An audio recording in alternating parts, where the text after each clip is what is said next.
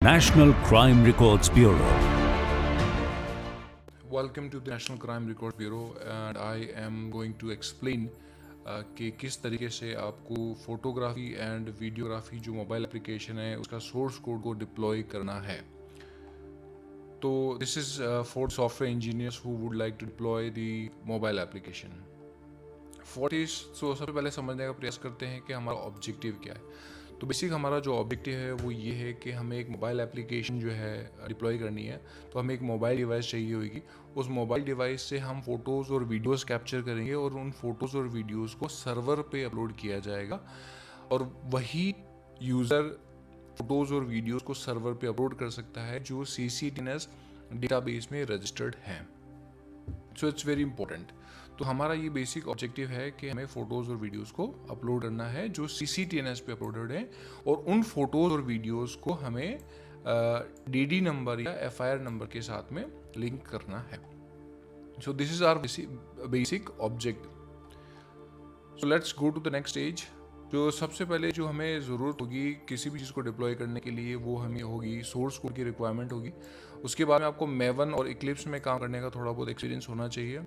Eclipse ना भी हो तो भी कोई भी ऐसी आईडी जिसमें जावा के अंदर जो हमने प्रोग्रामिंग रखी हो पहले। इसके बाद हमें टॉमकैट सर्वर जो है उसके ऊपर जो भी हम सोर्स कोड लिखेंगे वो टॉमकैट सर्वर के ऊपर अपलोड करेंगे। एंड्रॉयड स्टूडियो MySQL की ज़रूरत होगी हमें क्योंकि हमारा MySQL डेटाबेस है बाय डिफ़ॉल्ट। जो वर्जन 3 था उसमें MongoDB हम यूज़ कर रहे थे, लेकिन ये वर्जन 4 है जो हम डिस्कस करने वाले हैं और इसके अंदर डेटाबेस जो है वो MySQL यूज़ करेंगे। इट इज़ एक्सपेक्टेड कि प्रोग्रामर्स को 2 साल से ज़्यादा का एक्सपीरियंस हो तो अच्छा है because it will be easy for understanding. इसके अलावा हम VPN कनेक्शन भी यूज़ करेंगे। VPN कनेक्शन एक अल्टरनेट ऑप्शन है अगर आपकी वेब सर्विसेज पब्लिक नहीं की जा सकती तो इन सब चीज़ों को हम वन बाय वन करके डिस्कस करेंगे। तो let's go to source code. तो हमें सोर्स कोड कहाँ से मिलेगा? सोर्स कोड के लिए आपको ncrb.gov.in को विजिट करना है। वहाँ पे एक सेक्शन होता है जिसको अपन CCTNS नोडल ऑफिसर सेक्शन कहते हैं। आपके नोडल ऑफिसर सेक्शन के अंदर जो भी CCTNS के जो ऑफिसर होते हैं उन सब के पास यूज़र नेम पासवर्ड क्रेडेंशियल्स होते हैं। वो एंटर करने के बाद आपको फोटोग्राफी और वीडियोग्राफी मोबाइल एप्लीकेशन का सोर्स कोड डाउनलोड करना होगा।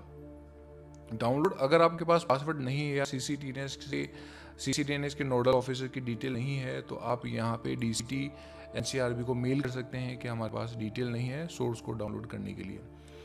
अब सबसे पहले आसान काम करते हैं वो है हमें डेटाबेस को इंस्टॉल करना है, डेटाबेस को डिप्लॉय करना है सबसे पहला। तो डेटाबेस में हम MySQL जो है वो यूज़ करने वाले हैं। तो डेटाबेस के अंदर 2 तरह के डेटाबेस हैं। एक तो हमारा CCTNS डेटाबेस जो ऑलरेडी अवेलेबल है।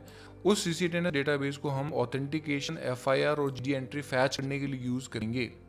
वहाँ पर सिर्फ फैच करना है, इसमें कोई भी चीज़ अपडेट या फिर इंसर्ट नहीं करनी है। CCTNS डेटाबेस सिर्फ और सिर्फ सिलेक्शन के लिए।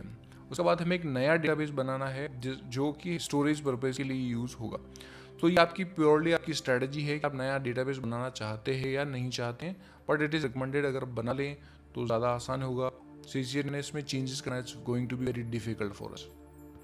इसके अलावा जो स्टोरेज होगा वो जनरली आपके डेटाबेस जो नया डेटाबेस होगा उसके अंदर फोटोज़ और वीडियोज़ अपलोड नहीं होंगे। एक फोल्डर बनेगा, फोल्डर स्ट्रक्चर के अंदर जो है आपके फ़ोटोज़ और वीडियोज़ अपलोड होंगे। तो आपको एक सर्वर चाहिए होगा जो कि आपके डेटाबेस और आपके जो फोटोज़ और वीडियोज़ को कैप्चर कर सके। एक सर्वर ऐसा चाहिए होगा आपको जो कि आपके वेब पोर्टल को होस्ट कर सके। वेब पोर्टल में आपकी सारी वेब सर्विसेज होंगी।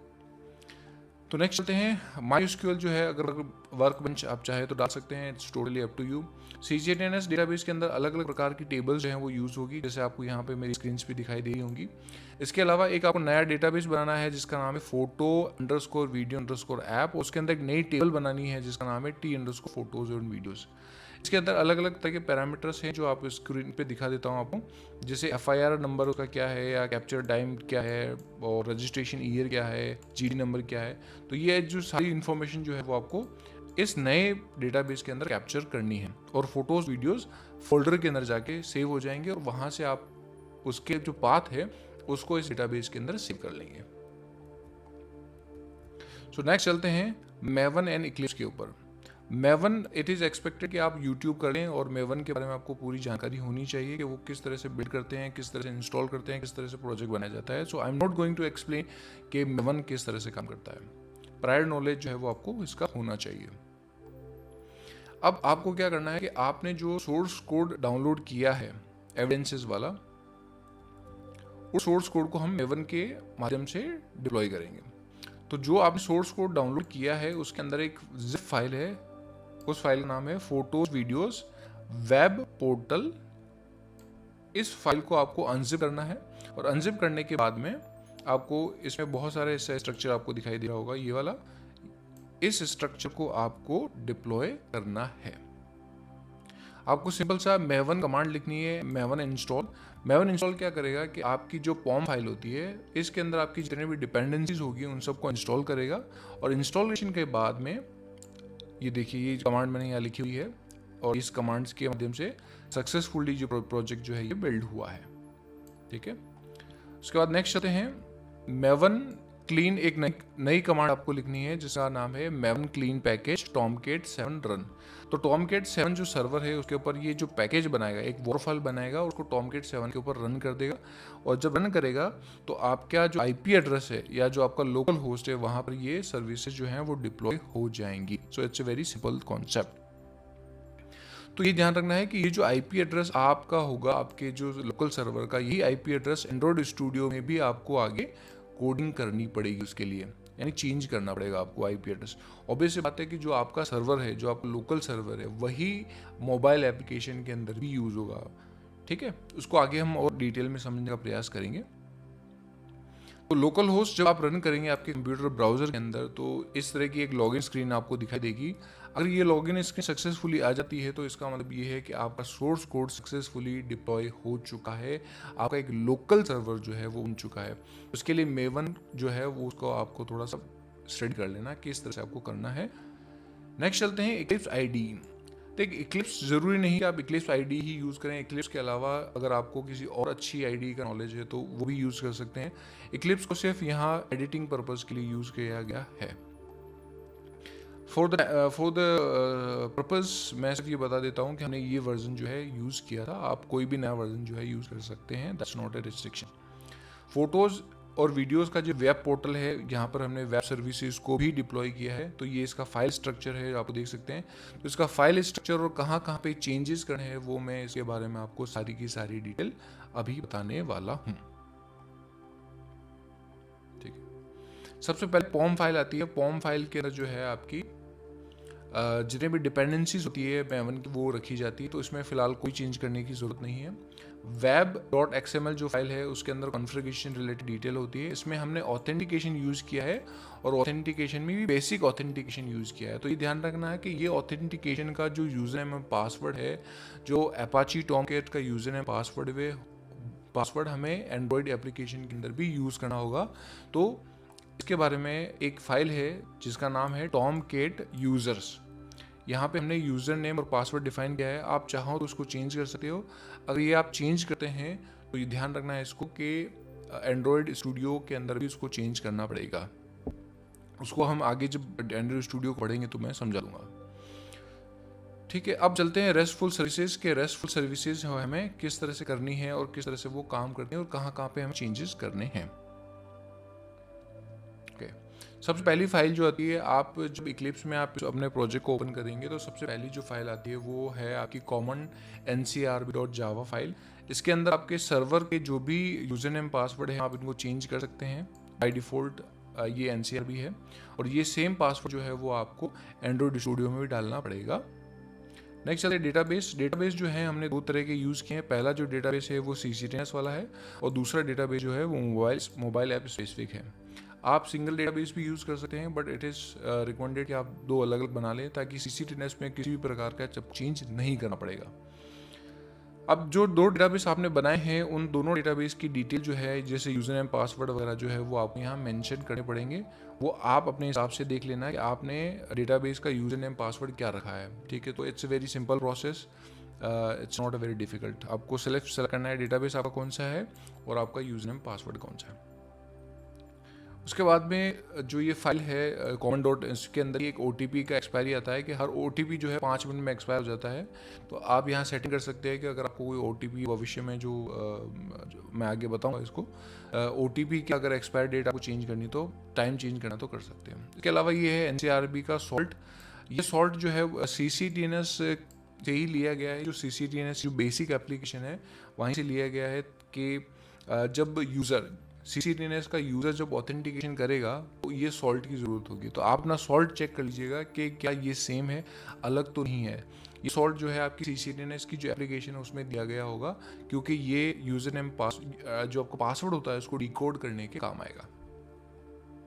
नेक्स्ट चलते हैं, आपको बहुत सारे फोल्डर्स बनाने हैं और उनको रीड एंड राइट परमिशंस देनी है। ये जो फोल्डर्स हैं फोटोज़ और वीडियोज़ स्टोर करने के काम आएंगे। इसके अलावा लॉग्स और OTP के जो रिलेटेड जो डेटा है वो स्टोर करने के काम आएंगे। तो हमने C ड्राइव के अंदर जो है इन फोल्डर्स को क्रिएट किया था। अगर आप लाइनेक्स यूज़ कर रहे हैं तो लाइनेक्स के हिसाब से आप यहाँ का पाथ चेंज कर देना और नए फोल्डर्स का स्ट्रक्चर सेम रखना, लेकिन पाथ चेंज कर देना, ठीक है। उसके बाद हम बात करते हैं लॉजिक्स की। थोड़े बहुत लॉजिक्स की हम बात करते हैं कि टोकन क्या होती है। देखिए, जो रेस्टफुल सर्विसेज हमने बनाई है, रेस्टफुल सर्विसेज को आपको एक्सेस करने के लिए टोकन का यूज़ करना होगा। टोकन के लिए आपको जो हमने बताया था कि बेसिक ऑथेंटिकेशन यूज़ किया जा रहा है। तो यहाँ पर एक JWT का एक टोकन वाला मेथड लगाया गया है। जो भी आप फाइल बनाते हैं, जो भी आप वेब सर्विस बनाते हैं, उसको इस टोकन के अंदर ऐड करना ज़रूरी है, ठीक है। जैसे एक फाइल का नाम है यूज़र सर्विसेज रेस्ट, ठीक है। तो ये फाइल एक जावा फाइल है और हमने इसका एक अलग से एक JWT वाला वर्जन बनाया है और इन दोनों को लिंक किया है, क्योंकि आपकी रेस्टफुल सर्विसेज जो हैं वो ज़रूरी है कि टोकन के माध्यम से ही एक्सेस हों। सो अगर आप कोई नई वेब सर्विस बनाते हैं तो इट्स वेरी नेसेसरी कि आप इस तरह की फाइल का निर्माण करें। नेक्स्ट चलते हैं यूज़र, ओके, ये कॉन्सेप्ट मैंने समझा दिया है। नेक्स्ट चलते हैं लॉजिक। नेक्स्ट इंपॉर्टेंट लॉजिक है, जो कि वेरी इंपॉर्टेंट लॉजिक है, एनक्रिप्शन एंड डिक्रिप्शन का। इसमें एक फाइल है mcocore.java करके, उसके अंदर सीड डेटा और अनसीड डेटा के दो मेथड लिखे हुए हैं। ये क्या करता है कि आपकी एक प्राइवेट की होती है, उस प्राइवेट की के माध्यम से जो टेक्स्ट है उसको एनक्रिप्टेड डेटा के अंदर ये कन्वर्ट करता है। सो इट्स वेरी इंपॉर्टेंट कि आपका जो प्राइवेट की है उसको आप देख लें, और जो प्राइवेट की आप सर्वर पे यूज़ करने वाले हैं वही प्राइवेट की आप एंड्रॉयड के अंदर भी यूज़ करें। इट्स वेरी इंपॉर्टेंट, दोनों सेम होनी चाहिए। अब चलते हैं वेब पोर्टल के ऊपर। जब आप अपना वेब पोर्टल यानी कि जब मेवन के माध्यम से आप अपना सोर्स कोड सर्वर पे डिप्लॉय कर देंगे, उसके बाद आपको क्या करना है कि वेब पोर्टल आप ओपन कर सकते हैं। वेब पोर्टल के लिए कुछ भी नहीं करना है, लोकल होस्ट के बाद में आपको अपना पोर्ट नंबर डालना है और उस पर एक लॉगिन स्क्रीन आ जाएगी। OTP डालेंगे तो आपके आगे जो भी एक स्क्रीन आएगी, उस स्क्रीन के अंदर आप देख सकते हैं फोटोज़ एंड वीडियोज़ और उसको डाउनलोड कर सकते हैं। It's a very simple process. तो पोर्टल जो है वो बहुत ही सिंपल तरीके से काम करता है। आपको मोबाइल एप्लीकेशन जो है ओपन करनी है, उसमें OTP डालना है और सारे एविडेंसेस जो आपको दिखाई देने लग जाएंगे। मोबाइल एप्लीकेशन से OTP जनरेट कैसे करना है वो हम आगे वाली स्टेप्स के अंदर देखेंगे, ठीक है। नेक्स्ट करना है कि अगर आपको टॉमकेट के ऊपर अपलोड करना है, जैसे हमने मेवन के माध्यम से उसको अपलोड किया था, मेवन के माध्यम से सिर्फ आप पैकेज भी क्रिएट कर सकते हो, ठीक है, यानी वॉर फाइल क्रिएट कर सकते हो और उस वॉर फाइल को आप डायरेक्टली आपका जो सर्वर है उसके ऊपर डिप्लॉय कर सकते हो। आप टॉमकेट कोई भी यूज़ कर सकते हो, टॉमकेट 7, 8, 9, 10, 11 जो भी आपको ठीक लगे, that you can use deploy the war file. Next चलते हैं पोस्टमैन। अब आपने जो मेवन से जो सर्वर डिप्लॉय किया है, जो एप्लीकेशन डिप्लॉय की है, वो सिर्फ अभी तक हमने टेस्ट किया है कि किस तरीके से आपका वेब पोर्टल आपको दिखाई देगा। लेकिन अगर आपको वेब सर्विसेज चेक करनी है कि वेब सर्विसेज आपकी चल रही है या नहीं चल रही है, क्योंकि वेब सर्विसेज बहुत ज़रूरी हैं। मोबाइल एप्लीकेशन वेब सर्विसेज को एक्सेस करती हैं। सो इट्स वेरी नेसेसरी कि आप वेब सर्विसेज को पहले चेक कर लें। तो वेब सर्विसेज को कैसे चेक करेंगे? आपका सर्वर तो ऑलरेडी चल ही रहा है, तो आपका IP एड्रेस आपको क्या करना है, पोस्टमैन जो है आपके कंप्यूटर में डाल देना है। पोस्टमैन एक सॉफ्टवेयर है। उसके बाद में यहाँ पे एक पोस्ट मेथड आपको सेलेक्ट करना है और उसके बाद में आपको यहाँ पर आपका IP एड्रेस डालना है और उसके बाद में लगाना है auth/token। तो ये आपका जो है आपका एक URL है। उस URL के बाद में आपको सेलेक्ट करना है यहाँ पे बेसिक ऑथेंटिकेशन टाइप सेलेक्ट करना है। उसके बाद में यूजर एंड पासवर्ड के अंदर आपको डालना है NCRB। तो ये क्या करेगा, टोकन जनरेट करेगा, ठीक है। अब टोकन जनरेट हो गया, आपको नेक्स्ट स्टेप में क्या करना पड़ेगा कि इस वाली जो टोकन जो है, उस टोकन को आपके बियरर एक आता है ऑप्शन, उसके अंदर आपको डालना है। इसका एक वीडियो मैं आपको दिखाता हूँ। उसके अंदर आपको थोड़ा क्लियरिफाई हो जाएगा। नेक्स्ट चलते हैं एक studio, Android studio. Android studio में आपको क्या करना है कि जो सोर्स कोड आपको दिया गया है उस सोर्स कोड को आपको एंड्रॉइड स्टूडियो में इंपोर्ट कर देना है। कोई भी लेटेस्ट वर्जन जो है वो चल जाएगा, बट आपको मेक श्योर करना है कि आप जो एनडीके जो है, एनडीके जो नेटिव डेवलपमेंट किट है या सी मैक है, ये सारी चीज़ें आप डाउनलोड कर लीजिएगा। जो इंपॉर्टेंट नेसेसरी यहाँ जो आपको स्क्रीन पे दिखाई दे रही है, इससे क्या होगा कि आपकी बिल्ड है उसमें कोई प्रॉब्लम नहीं आएगी। तो आपको एंड्रॉयड के प्रोजेक्ट को बिल्ड करना है। अगर कोई प्रॉब्लम आती है तो आप एंड्रॉयड लेवल पे ही उसको सॉल्व करने का प्रयास करें। उसके बाद में हम कुछ लॉजिक्स और डिपेंडेंसीज को समझने का प्रयास करेंगे आगे। तो आपका जो सोर्स कोड, अगर आपकी सारी डिपेंडेंसीज कंप्लीट हो जाती हैं तो आपका सोर्स कोड जो है वो अपने आप बिल्ड हो जाएगा, उसमें कोई दिक्कत नहीं आएगी। तो अब आपको एंड्रॉइड स्टूडियो में चेंज कहाँ करने हैं, इट्स वेरी इंपॉर्टेंट। एक फाइल का नाम है सर्विस जनरेटर डॉट जावा। इसके अंदर आपको क्या करना है, चेंज करना है, बिकॉज क्योंकि आपने जब टॉमकैट के ऊपर सर्वर डाला था तो उसका कोई आईपी एड्रेस था और उसका कोई पोर्ट नंबर था। तो ये सर्विस जनरेटर जो आपकी फाइल है, इसके अंदर आपको एपीआई का जो यूआरएल है वो आपको चेंज करना है। ठीक है, बस इसको चेंज करने के बाद सब लॉजिक्स जो हैं वो ऑटोमेटिकली चल जाएंगे, क्योंकि आपकी वेब सर्विसेज चल रही हैं तो आपकी मोबाइल एप्लीकेशन भी डायरेक्टली कनेक्ट हो जाएगी आपके सर्वर से। अब समझने का प्रयास करते हैं कि टोकन और एनक्रिप्शन जो है वो एंड्रॉयड एप्लीकेशन में किस तरह से काम करते हैं। एक फाइल है जिसका नाम है nativlib.cpp, यानी कि C++ की फाइल है जिसमें प्राइवेट की होती है। इसके अलावा सर्वर का यूजर नेम और पासवर्ड होता है। अगर ये आप चेंज करते हैं तो आपको सेम चीज़ सर्वर के ऊपर भी चेंज करनी होगी। It's very important. तो नेटिव C++ के अंदर आपका इस तरह का स्ट्रिंग होता है, ये देखिए यहाँ पे, और ये स्ट्रिंग जो है बेस 64 के अंदर है, तो उसमें आप चेंज करके कुछ भी डाल सकते हैं, दैट्स नॉट अ प्रॉब्लम।